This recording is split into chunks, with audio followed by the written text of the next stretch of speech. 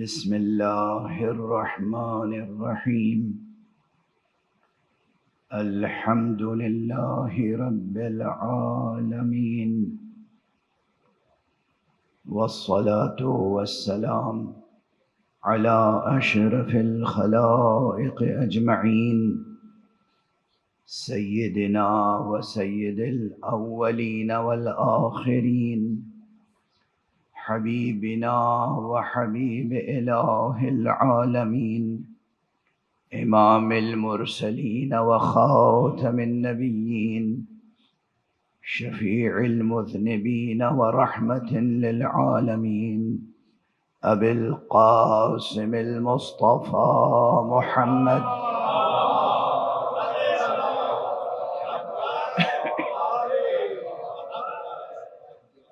وعلى أهل بيته الطيبين الطاهرين الهداة المهديين المعصومين المظلومين، واللعنة الدائمة على أعداء الحق والدين. أما بعد، فقد قال الله تعالى عز اسمه في محكم كتابه ومتقن خطابه: بسم الله الرحمن الرحيم. لو أنزلنا هذا القرآن على جبل لرأيته خاشعا متصدعا من خشية الله، وتلك الأمثال نضربها للناس لعلهم يتفكرون. صدق الله العلی العظیم. حسین اور مقاصد قرآن، اس عنوان پر گفتگو کا سلسلہ جاری ہے، اور جو بات میں نے غالباً کل یا پرسوں کہی تھی وہ بات دہراتے ہوئے آگے بڑھوں۔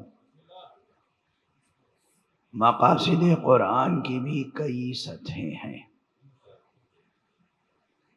اور کچھ کلی مقاصد ہیں، کچھ جزئی مقاصد ہیں، کچھ ازلی ابدی مقاصد ہیں، کچھ زمانی مکانی مقاصد ہیں۔ یہ ہے،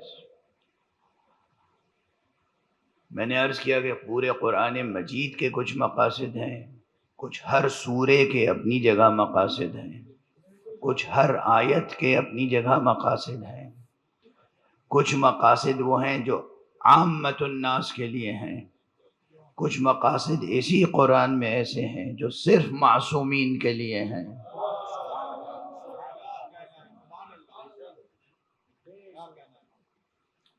اور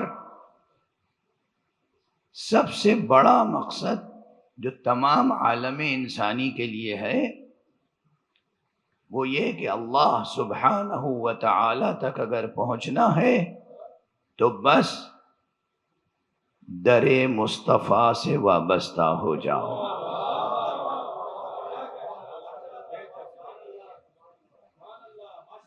آپ نے سبحان اللہ کہہ دیا، ماشاء اللہ کہہ دیا، بہت سے لوگ سمجھ ہی نہیں سکے۔ در مصطفیٰ، در مصطفیٰ، در مصطفیٰ، یعنی وہ ذات گرامی جس کے لیے پیغمبر نے فرمایا انا مدینۃ العلم علی بابها۔ صلوات پڑھ دیں محمد والے۔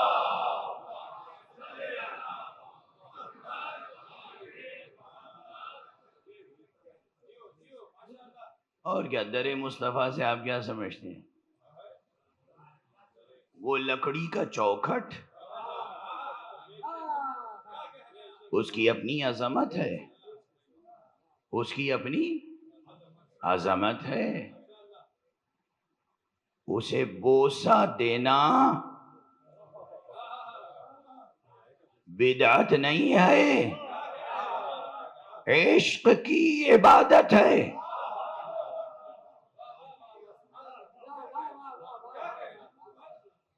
عتبہ بوسی، چوکھٹ کو بوسہ دینا، خالق کا سجدہ کرنا الگ عبادت ہے، لیکن عتبہ بوسی، چوکھٹ کو بوسہ دینا، یہ ایک علامتی اظہار ہے کہ پروردگار تو نے جو حکم دیا ہے کہ اگر مجھ سے محبت کرتے ہو تو محمد کی اطاعت کرنا، دیکھ لے پروردگار ہم اس میں کہیں پیچھے نہیں آئیں۔ عصمت بی بی فاطمہ الزہرا و آواز بلند صلوات۔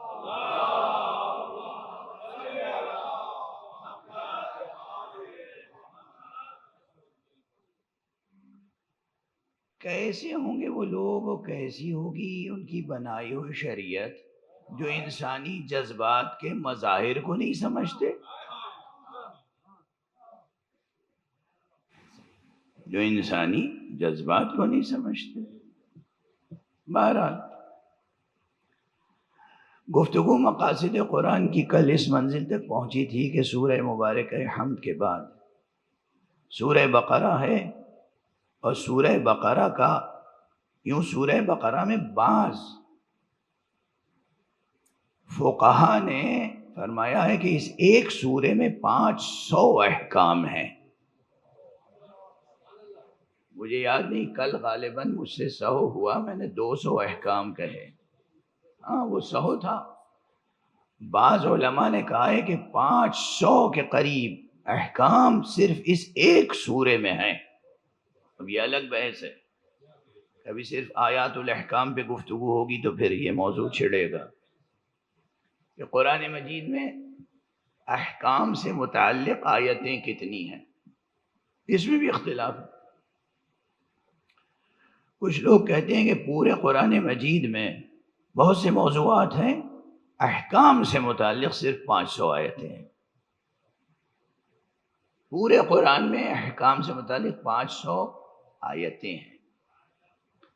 کچھ کہتے ہیں کہ نہیں بس 200 آیتیں ہیں احکام سے متعلق، کچھ کہتے ہیں 150 آیتیں ہیں احکام سے متعلق۔ اب دیکھیے یہ سب اختلاف عوام الناس میں نہیں ہے، جو علماء میں ہے، فقہا میں ہے، فہم کی سطحیں ہیں، ٹھیک ہے۔ یہ تعداد ابھی آیات کی ہے، لیکن ایک ایک آیت سے کتنے احکام مستنبط ہوتے ہیں وہ الگ بحث ہے۔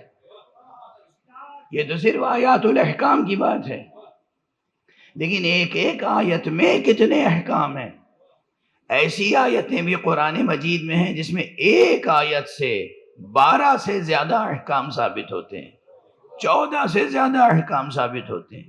ایک آیت ایک ہے، اسی سے 10 12 15 احکام ثابت ہوتے ہیں۔ اس لحاظ سے کہ ایک آیت سے ایک سے زائد احکام مستنبط ہوتے ہیں، استنباط ہوتا ہے، تو بعض علماء اب سورہ بقرہ کے تعلق سے کہتے ہیں کہ سورہ بقرہ میں 500 سے زائد احکام ذکر ہوئے، عبادات سے لے کر معاملات تک۔ اور کچھ اس سے کم کے قائل ہیں، لیکن یہاں احکام کی بات نہیں ہو رہی، یہاں مقاصد کی بات ہو رہی۔ مقاصد کی بات براہ راست قرآن مجید کے مقاصد کو سمجھنے کی بات اس لیے اہم ہے۔ غور فرمائیے گا، ایک جملہ عرض کر رہا ہوں اور بہت بڑی بحث اس میں سمٹی ہوئی ہے۔ قرآن مجید براہ راست ایک مسلمان، ایک مومن یہ دریافت کرنا چاہے کہ قرآن مجید کے مقاصد کیا ہیں، بنیادی مقاصد قرآن کے کیا ہیں۔ یہ بحث معلوم ہے کس لیے مفید ہے؟ میں نے پہلے بھی عرض کیا تھا کہ یہ بحث علمی بھی ہے، عوامی بھی۔ خود اس جملے کے کئی رخ ہیں، اس میں کئی باتیں ہیں کہ علمی بھی ہے، عوامی بھی۔ آج ایک جملہ عرض کر کے آگے بڑھ رہا ہوں۔ اگر انسان مومن براہ راست قرآن مجید کے مقاصد کو سمجھنا اور اس پر عمل کرنا اور اسے اختیار کرنا اپنی زندگی کا ہدف بنا لے، آپ خوش ہو رہے ہیں، مجھے زندگی کی دعائیں دے رہے ہیں، اور وہ جن کے مقاصد ضائع ہو رہے ہیں وہ کیا کریں گے؟ ظاہر سازشیں کریں گے، ترجمانی میں اس طرح کی ترجمانی کریں گے کہ میں کہوں گا کچھ اور وہ اس کو بیان کریں گے کچھ اور ہمارے یہاں ہاں اب مثلاً میں مقاصد قرآن مسلسل کر رہا ہوں. اب جن کا مزاج ہے تفرقہ اندازی، وہ دیکھیے صاحب یہ کوئی اور ہی مذہب پھیلا رہے ہیں. اہل بیت کا تو کہیں ذکر ہی نہیں ہو رہا ہے. صحیح ہے نا؟ ٹھیک ہے، آپ گواہی دیں گے؟ بتائیے. اپنے اپنے اہداف ہیں، اپنی اپنی غرض و غایت ہے، اپنی اپنی راہیں ہیں. قرآن مجید کے اہداف اور مقاصد اگر سمجھ میں آ جائیں تو انسان در اہل بیت سے الگ ہو نہیں سکتا. ایک جملہ عرض کروں، یوں کل دین، مکمل دین، مکمل شریعت، اصول سے لے کے فروع تک، کلیات سے لے کے جزئیات تک سمجھنے کے لیے عام انسان کے لیے قرآن مجید پیغمبر کو چھوڑ کر ہرگز کافی نہیں ہے. اس حقیقت کو ثابت کرنے کے لیے کہ اس دین اسلام کو سمجھنے کے لیے اور خود قرآن کو سمجھنے کے لیے ہمیں محمد اور آل محمد سے ہمیشہ وابستہ رہنا پڑے گا. اس حقیقت کو ثابت کرنے کے لیے قرآن کافی ہے. یاد رکھیے گا، یہ ثابت کرنے کے لیے قرآن کافی ہے. کیا ثابت کرنے کے لیے؟ کہ مسلمان کو محمد اور آل محمد سے ہونے والے ائمہ دین سے وابستہ رہنا ہے. کل جہاں گفتگو ختم ہوئی تھی میں نے عرض کیا تھا سورہ بقرہ کے خاص مقاصد میں کیا ہے؟ وہ صراط مستقیم جس کا ذکر سورہ حمد میں ہوا، اس صراط کا ایک نقشہ ہے اجمالی، اور اس صراط پر چلانے والوں کا تعارف ہے اجمالی. صراط پر آپ خود چل کے گزر کے منزل تک پہنچ جائیں، یہ ممکن نہیں ہے. خواب استو، خیال استو، محال استو، جنو. یہ راستہ اتنا باریک ہے، یہ راستہ اتنا عظیم الشان ہے کہ اس پر خدا اپنی فہم و عقل و فراست سے گزر جائیں بہت مشکل ہے، بہت مشکل ہے. اگر ایسا ممکن ہوتا تو حضرت حق سبحانہ و تعالی اصلاً انبیاء کو نازل نہ فرماتا. ضرورت کیا تھی؟ اگر انسان خود اس راستے کو طے کر سکتا ہے آسمانی ہدایت کی روشنی میں طے کر سکتا ہے یہ راستہ، مگر اللہ کی طرف سے بھیجے ہوئے رہبروں کی رہبری میں. اور اسی تعلق سے کل سورہ بقرہ ہی کی ایک آیت تک گفتگو پہنچی تھی، اور وہ تھی جس کے بارے میں نے عرض کیا کہ یہ بحث رہبری، بحث امامت کی تمام آیتیں جو قرآن مجید میں بکھری ہوئی ہیں، ان تمام آیتوں کے مقابلے میں ام الباب ہے. یہ کلیدی آیت ہے، اور اسے اگر غور سے سمجھ لیں تو مسئلے حل ہو جائیں گے. ہاں اگر مصلحت اندیشی اتنی چھا گئی ہے کہ ان آنکھوں کو دن اور رات کا فرق نہیں رہ گیا تو بات دوسری ہے. ایسے کھلی ہوئی آنکھ رکھنے والے نابیناؤں سے میں گفتگو ابھی نہیں کروں گا.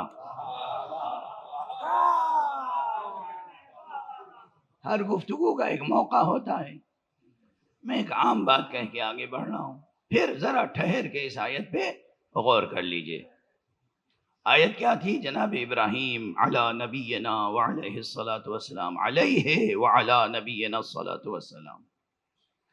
ان کے تعلق سے تھی۔ اللہ سبحانہ و تعالیٰ نے جناب ابراہیم کے تعلق سے فرمایا کہ وَإِذِ ابْتَلَىٰ إِبْرَاهِيمَ رَبُّهُ بِكَلِمَاتٍ فَأَتَمَّهُنَّ، یہ سورہ بقرہ کی آیت ہے۔ قَالَ إِنِّي جَاعِلُكَ لِلنَّاسِ إِمَامًا قَالَ وَمِن ذُرِّيَّتِي قَالَ لَا يَنَالُ عَهْدِ الظَّالِمِينَ۔ یہ 2 یا 3 یا 1 سطر کی آیت، جیسا جس کاتب کا خط ہو، 1 سطر کی آیت یا 2 سطروں کی آیت یا 3 سطروں کی آیت، جیسا جس خطاط کا خط ہو۔ دیکھنا پڑے گا خط کوفی میں لکھ رہا ہے، نسخ میں لکھ رہا ہے، نسخ تعلیق میں لکھ رہا ہے، خط گلزار میں لکھ رہا ہے، خط تغرا میں لکھ رہا ہے، کس انداز سے لکھ رہا ہے۔ یہ ایک آیت تمام اصول و مبانی بحث امامت کی جامع ہے۔ امامت جو لوگ کہتے ہیں نا امامت قرآن میں ہے ہی نہیں، یعنی اس آیت کو کیا ڈیلیٹ کر دیا جائے؟ جدید زبان استعمال کر لی میں نے، بچوں کی ہے، کیا کریں؟ حذف ہو گئی یا ڈیلیٹ ہو گئی، یا اب ہم حذف کر دیں؟ فہم قرآن کا کیا تقاضا ہے؟ وفاداری اللہ سے کیا تقاضا کرتی ہے؟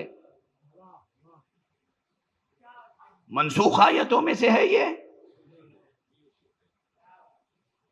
باقی آیت ہے، باقی آیت ہے تو غور کرنا ہوگا۔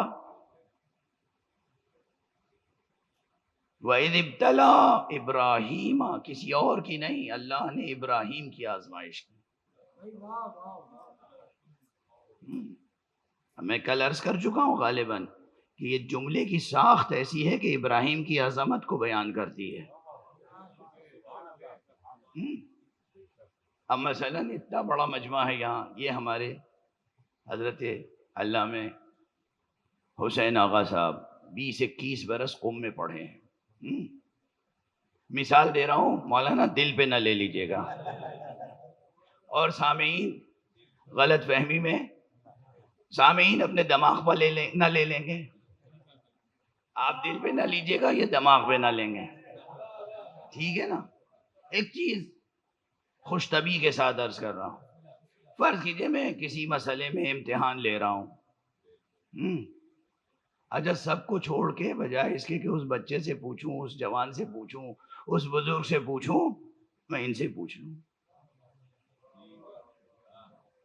تو اب نیوز یہ نہیں بنے گی کیا پوچھا،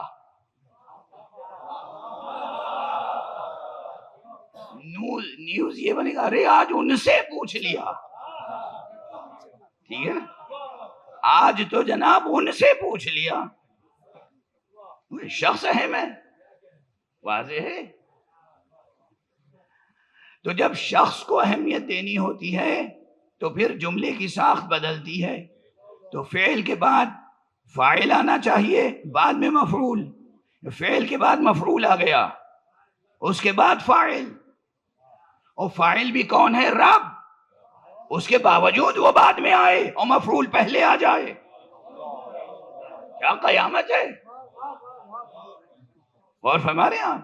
کیا قیامت ہے؟ اب تو خط لکھتے نہیں لوگ، تو ادب کتابت ماضی کی چیز سمجھا جانے لگا، اور روز بروز تہذیب اور تہذیب سخن اور تہذیب کلام ایسی مٹتی جا رہی ہے۔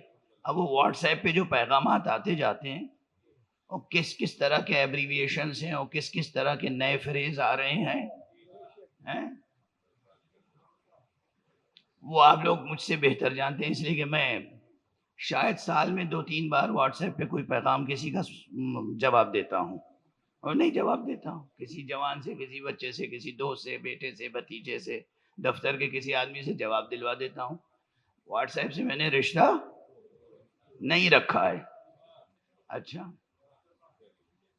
پہلے ادب کتابت تھا،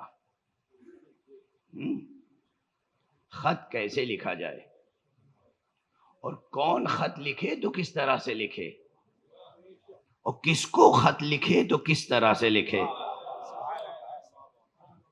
حفظ مراتب روزمرہ کی عملی زندگی سے لے کر اور گفتگو تک اور کتابت تک حفظ مراتب روح تہذیب ہے.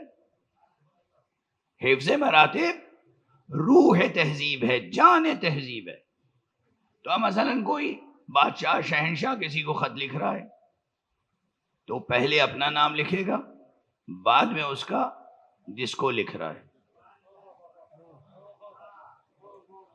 مثلا آقا امام حسین کا ایک خط میں نے پہلی مجلس میں غالباً یہاں ذکر کیا تھا. کربلا پہنچتے ہی آپ نے ایک خط لکھا اپنے بھائی محمد حنفیہ کو.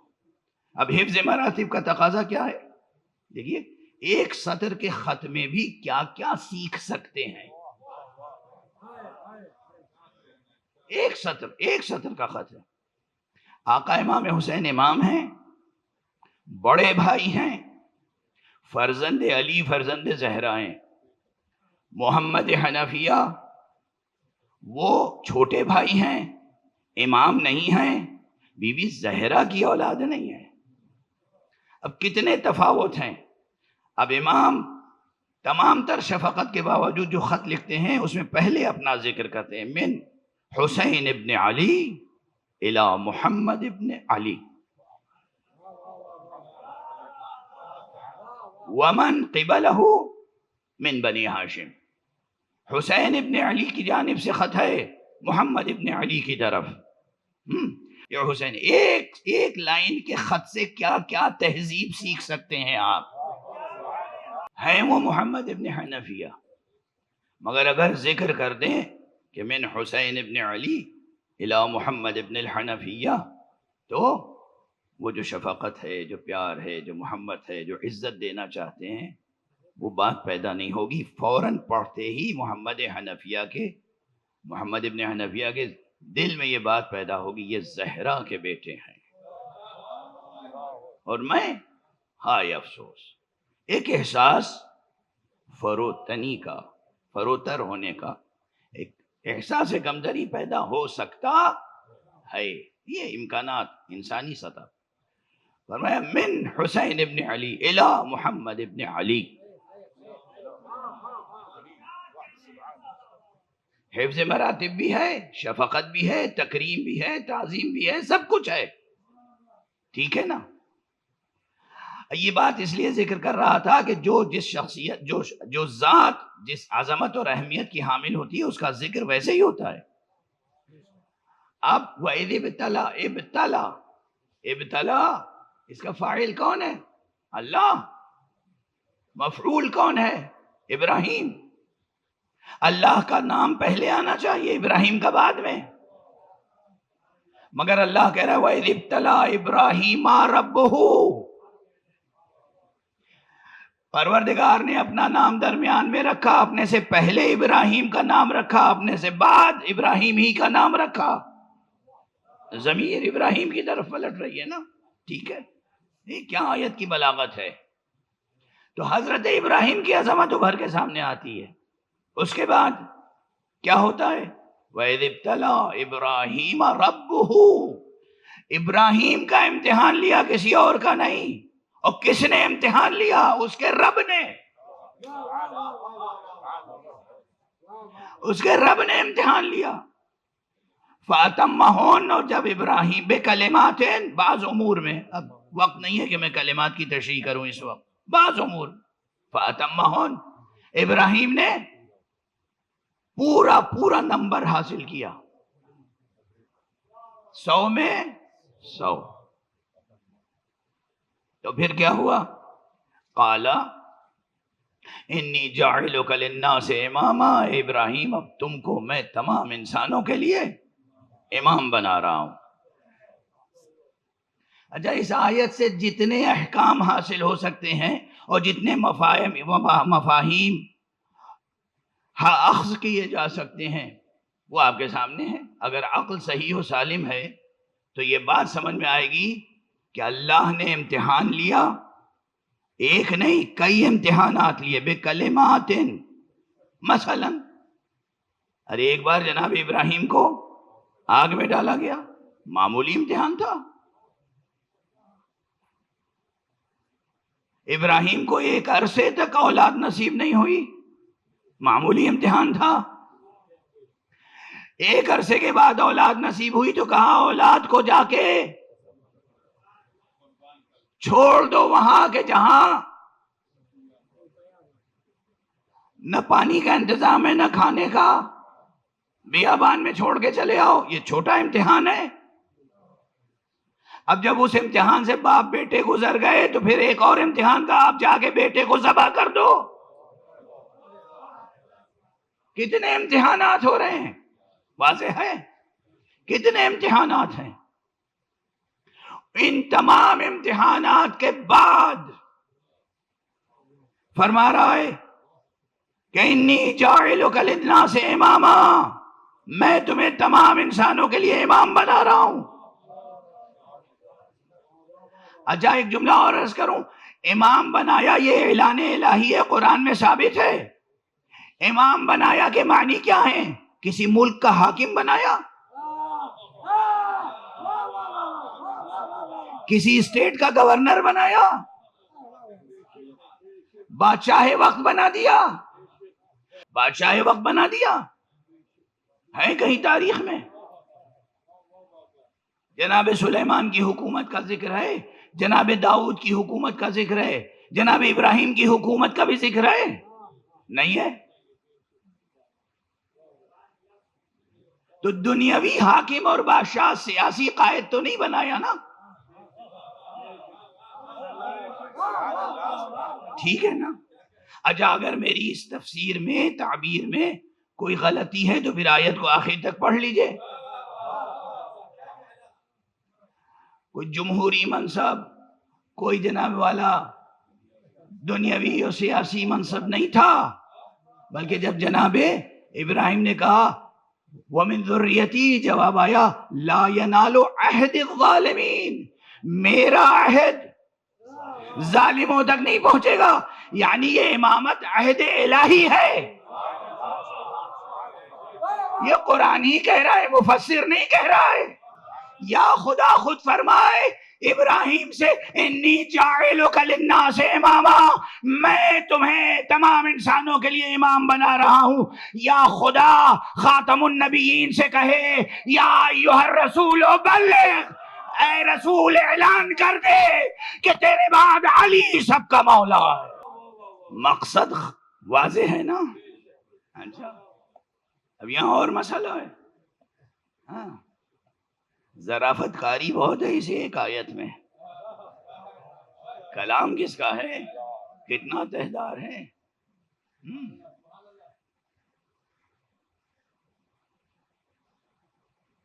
جب جناب ابراہیم نے فرمایا وَمِن ذُرِّيَّتِي، اور میری ذریت میں سے،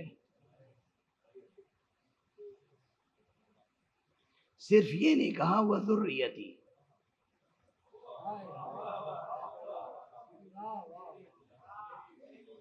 اب یہ مدرسہ ہوتا تو لطف زیادہ آتا۔ محمد آل محمد صلوات۔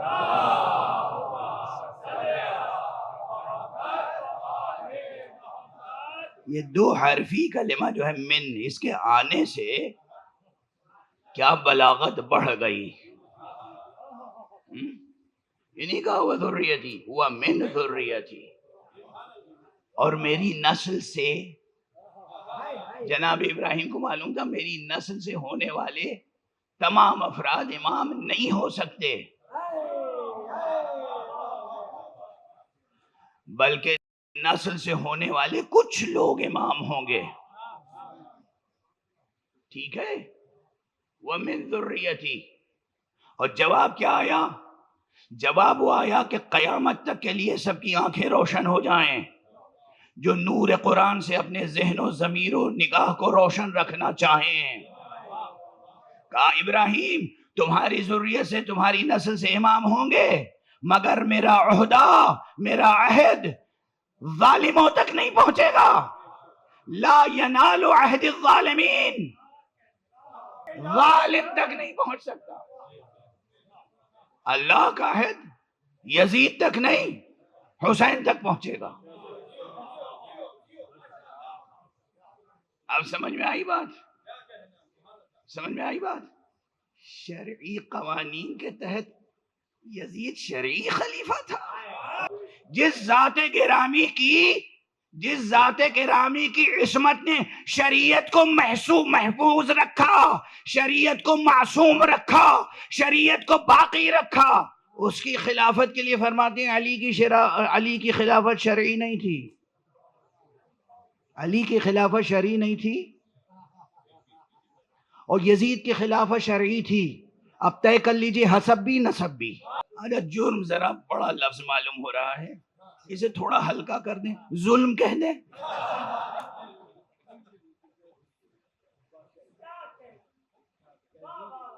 اچھا ظلم رہنے دیجئے لفظ تھوڑی دیر کے لیے تاکہ ظلم کی وضاحت ہو جائے.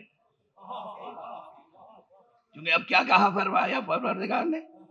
جناب ابراہیم کو اللہ سبحانہ و تعالی نے فرمایا انی جاعلک للناس اماما، میں اے ابراہیم آپ کو انسانوں کے لیے امام بنا رہا ہوں. جناب ابراہیم نے فرمایا قال ومن ذریتی، اور میری نسل سے، یعنی پروردگار میری نسل سے بھی تو ہی بنا دے، میری نسل کے کسی امام کو الیکشن سے امام بننے کی ضرورت نہ پڑے.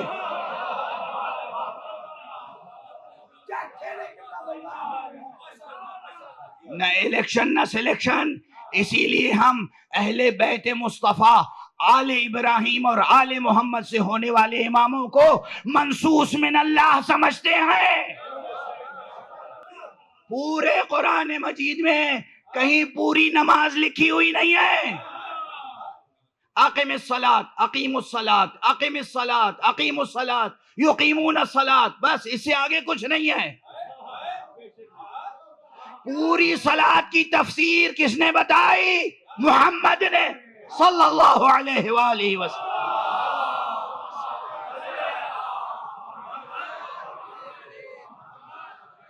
اب جناب ابراہیم اور اللہ کے درمیان گفتگو ہے. کس کے درمیان؟ اللہ کے اور ابراہیم کے درمیان گفتگو. مختصر گفتگو ہے، بلیغ گفتگو ہے. جناب ابراہیم نے کہا وَمِن ذُرِّيَّتِي، اور میری نسل سے ہونے والے امام کیا ہوں گے، کون ہوں گے؟ اللہ نے کہا لا ینال عہد الظالمین، میرا عہدہ ظالموں تک نہیں پہنچے گا. اس من کی تفصیل، اس گفتگو کی تفصیل اگر محمد بتا دیں کہ اس امام سے مراد وہ ہیں جو معصوم ہوں گے، جن کا پہلا علی ہوگا، آخری مہدی ہوگا.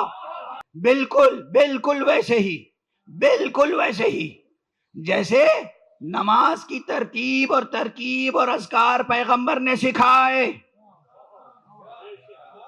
اور ایک بار نہیں سکھایا، پوری زندگی با جماعت بھی تنہا بھی نماز پڑھ کے سکھایا. تکبیر سے شروع ہوگی، سلام پہ ختم ہوگی، قیام ہوگا، رکوع ہوگا، سجدہ ہوگا، تشہد ہوگا، سلام ہوگا. بالکل اسی طرح پوری زندگی اماموں کا ذکر رکھا. دعوت ذوالعشیرہ میں اللہ کی وحدانیت، اپنی نبوت، روز آخرت کا ذکر کیا تو وہیں علی کی امامت کا اعلان کیا. اور ہمیشہ اٹھتے بیٹھتے تذکرہ کرتے رہے یہ علی ہیں انہیں پہچان لو، یہ حسن ہیں انہیں پہچان لو، یہ حسین ہیں انہیں پہچان لو. دیکھو یہ علی وہ ہیں جو سلسلہ امامت میں پہلا در رتبہ علی کا ہے، آخری رتبہ ان کی نسل سے ہونے والے مہدی کا ہے. دیکھو یہ حسین ہیں، ان کو پہچان لو، ان کی نسل سے 9 امام ہوں گے اور آخری ان میں کا مہدی ہوگا. زندگی میں اتنی بار سمجھایا کہ مومن بھلا نہ سکے. اچھا میں تھوڑی سی محسوس مثالیں دے دوں. اور یہ جو ملک کے سربراہان ہوتے ہیں ان کے پاس فرصت بہت کم ہوتی ہی نہیں، عوام کے لیے تو ہوتی ہی نہیں، خواص کے لیے ہوتی ہے. یہ ساری دنیا کی بات کر رہا ہوں، مثال دے رہا ہوں. یہ آپ کا سارا دکھڑا نہ سنتے ہیں، نہ آپ کو اپنا پورا منصوبہ بتاتے ہیں. جب بھی ملاقات کیجئے بریفلی آپ کی بات سن لیں گے اور 1-2 لفظوں میں جواب دیں گے. آپ بھی سن لیں اور سامنے جو سیکریٹری کھڑا ہوا ہے وہ بھی یا متعلقہ شعبے کا افسر کھڑا ہے، وہ سن لے. اب پوری ڈیٹیل جو انہوں نے کہا وہ بتائے گا کون؟ سیکریٹری. اللہ نے کہا ہے ابراہیم علیہ السلام سے انی جاعلک للناس اماما، ہم نے آپ کو انسانوں کا امام بنایا. اس کے بعد جناب ابراہیم نے کہا ومن ذریتی، اور میری ذریت سے. خود یہ جملہ بھی پورا تھوڑی ہے. مولانا بیٹھے یا کسی بھی یونیورسٹی کے کسی عربی کے قاعدے کے پروفیسر سے پوچھ لیجئے گا ومن ذریتی یہ جملہ مکمل ہے؟ وہ کہے گا نہیں صاحب یہاں لازمی طور پر یہ محذوف ہو، یہ مقدر ماننا پڑے گا.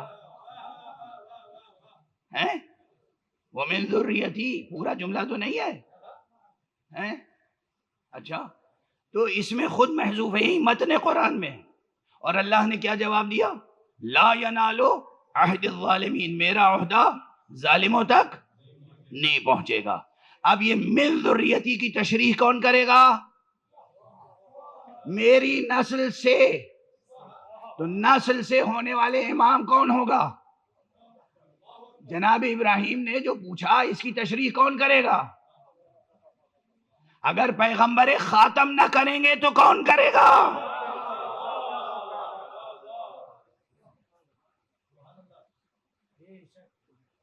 جن کے لیے اسی قرآن مجید میں ہے وَأَنزَلْنَا إِلَيْكَ الذِّكْرَ لِتُبَيِّنَ لِلنَّاسِ مَا نُزِّلَ إِلَيْهِمْ، اور ہم نے آپ پر ذکر نازل کیا ہے تاکہ آپ لوگوں کو بتا دیں کہ ان کے لیے کیا نازل ہوا ہے.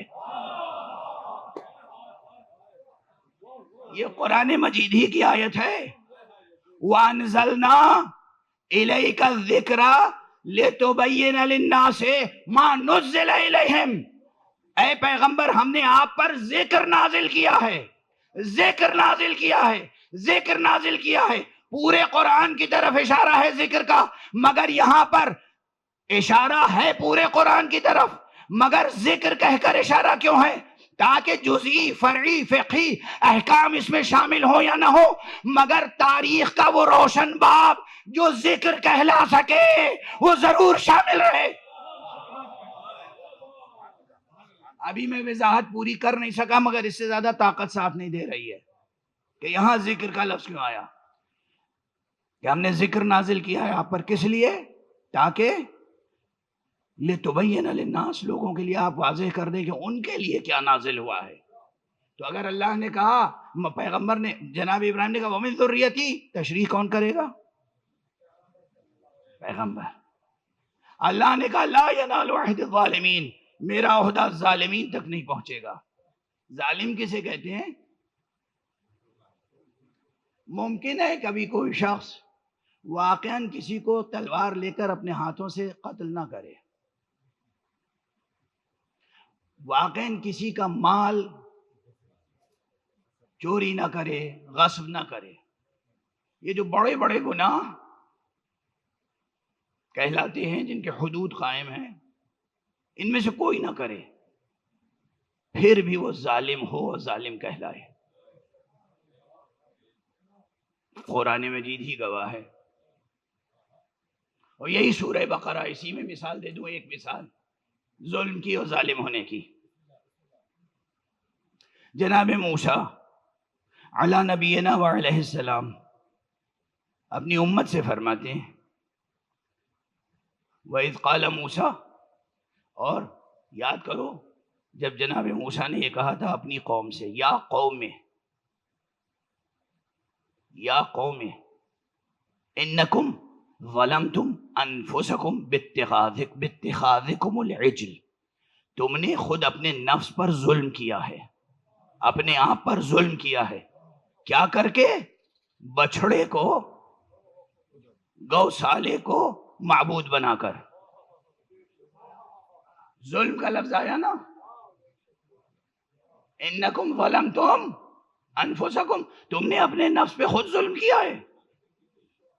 دیکھا ظلم کا اطلاق کس پر ہوا؟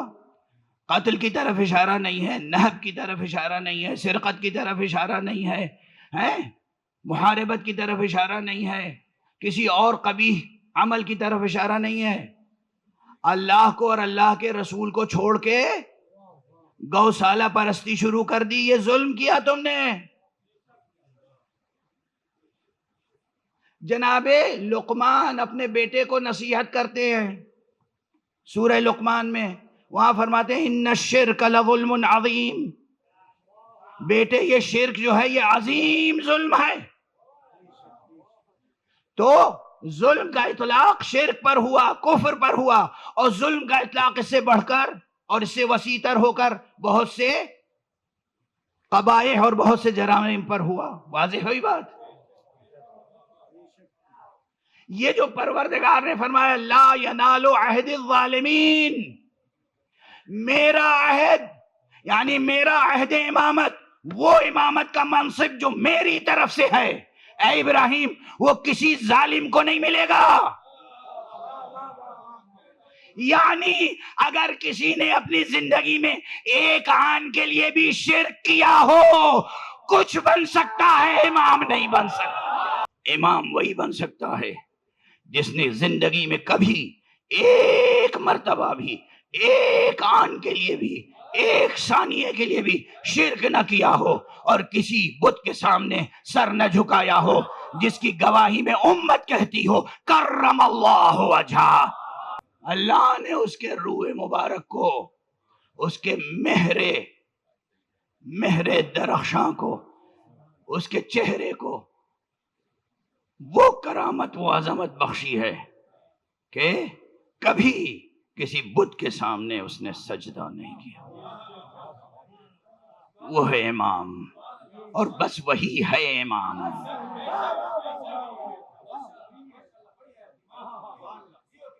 یا وہ امام ہے یا وہ امام ہو سکتا ہے جو اس جیسا ہو، اور پھر یا وہ باطل اقتدار کو ٹھکرا سکتا ہے یا وہ جو اس جیسا ہو۔ اور اسی لیے حسین نے کہا تھا ان مثلی لا یبایع مثلہ، مجھ جیسا اس جیسے کی بیعت نہیں کر سکتا۔ گفتگو تمام ہو گئی، آج یہی روک رہا ہوں۔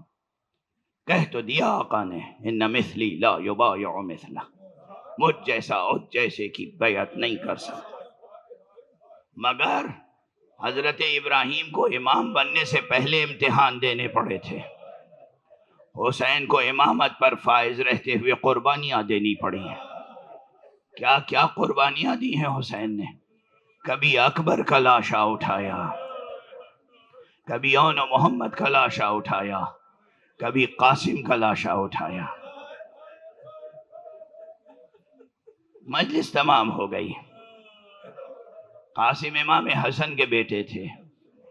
امام حسن نے شہادت کے وقت اپنے تمام بچوں کو سرپرستی کے لیے حسین کے سپرد کیا تھا۔ آقا حسین نے ان بچوں کو جینے کے لیے پالا تھا۔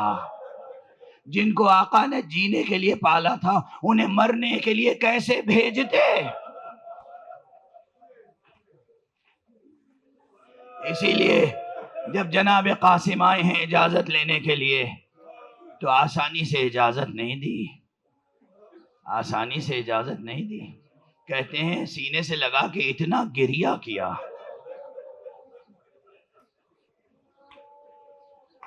کہ آقا حسین بھی غش کھا گئے اور قاسم بھی غش کھا گئے۔ ہے یہ بعض کتابوں میں ہے، موجود ہے مقاطع میں۔ صدمہ، اب لفظ غشی اور یہ وہ کلامی بحثیں کہ کیسے اطلاق ہوتا ہے، کیا ہوتا ہے، کیا کیفیت ہوتی ہے، وہ ایک الگ بحث ہے، اس وقت نہیں چھیڑوں گا اسے۔ لیکن امام کو یہ صدمہ ہوا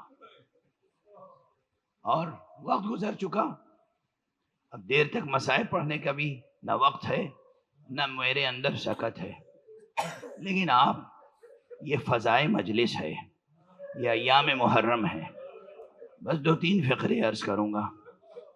جب جناب قاسم آئے ہیں پہلی مرتبہ تو آپ نے فرمایا بیٹا قاسم جا کے اپنی مادر گرامی سے تو اجازت لے لو۔ کیا مائیں تھی کربلا کی، کیا مائیں تھی کربلا کی۔ بیٹے نے وہ کہی باپ امو جان، مادر گرامی نے تو مجھے بھیجا ہے آپ کی خدمت۔ یہ تلوار جو آپ دیکھ رہے ہیں یہ میری کمر میں ماں نے باندھی ہے.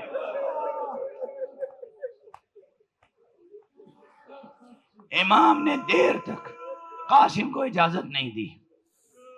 کہتے ہیں قاسم جا کے ایک گوشے میں غمزدہ بیٹھ گئے.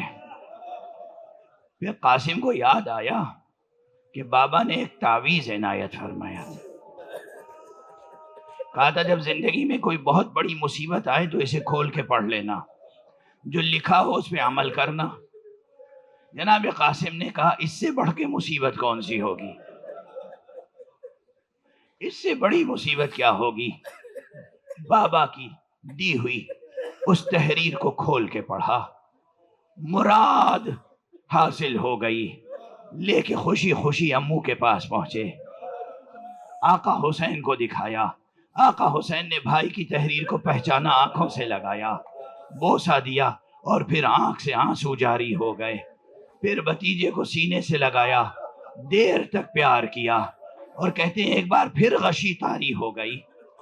اس کے بعد جب ہوش میں آئے کہا بیٹا جاؤ خدا حافظ. قاسم کا سن و سال میدان کارزار کے لائق نہ تھا. کوئی زرہ ایسی نہیں تھی جو قاسم کے جسم پر پوری اترتی ہو. ہر شہید جانے والا زرہ پہن کے جاتا تھا. قاسم کے جسم مبارک پر صرف ایک معمولی سا کرتا تھا اور ایک نعلین جو نعلین پہنے ہوئے تھے اس میں ایک تسمہ ٹوٹا ہوا تھا. کیا معصومیت تھی, کیا بچپن تھا, کیا نوخیزی تھی. اور حسن کا عالم یہ تھا, دشمن کی گواہی ہے, دشمن کی. یہ جملہ دوستوں کا نہیں, دشمن کا ہے. کہ پھر ہم نے دیکھا کہ خیمے سے حسین کے ایک ایسا نوجوان نکلا, ایسا بچہ, معلوم ہوتا تھا کہ 14ویں شب کا چاند ہے, چاند کا ٹکڑا ہے. میں اس ممبر پہ نہ جانے کتنی بار یہ جملہ کہہ چکا ہوں, بس دل پہ ہاتھ رکھ کے یہ بتا دو, جسے دشمن کی نگاہ بھی اتنا حسین دیکھتی ہو کہ اسے چاند کا ٹکڑا کہتی ہو, ارے ماں کے لیے وہ بچہ کتنا گھر والوں کے لیے وہ بچہ کتنا عزیز ہوگا. وہ بچہ نکلا, اس نے جنگ کی, جہاد کیا اور عظیم الشان جہاد کیا, بڑے بڑے سورماؤں کو قتل کیا. مگر ایک منزل وہ آئی جب پلٹ کے کہا یا عمّا علیکہ منی السلام, ارے میرے چچا آپ پر آخری سلام. لیکن بس اتنا ہی نہیں کہا, ساتھ میں ابھی نوخیز تھے نا, ایک جملہ اور نکل گیا بے اختیار, میرے چچا میری مدد کو آ جائیں. مگر حسین جب مدد کے لیے پہنچے, عجب منظر دیکھا. دیکھا کوئی شقی ہے جو قاسم کا سر جدا کرنا چاہتا ہے. امام سے یہ منظر دیکھا نہ گیا, اس شقی پہ حملہ آور ہوئے. وہ شقی تو جناب قاسم سے دور ہو گیا, مگر فوج میں جو ہلچل پیدا ہوئی, ادھر کے دستے ادھر, ادھر کے دستے ادھر, ارے قاسم وہیں پامال ہو گئے. واہ قاسمہ, واہ حسنہ, واہ محمدہ, واہ حسینہ.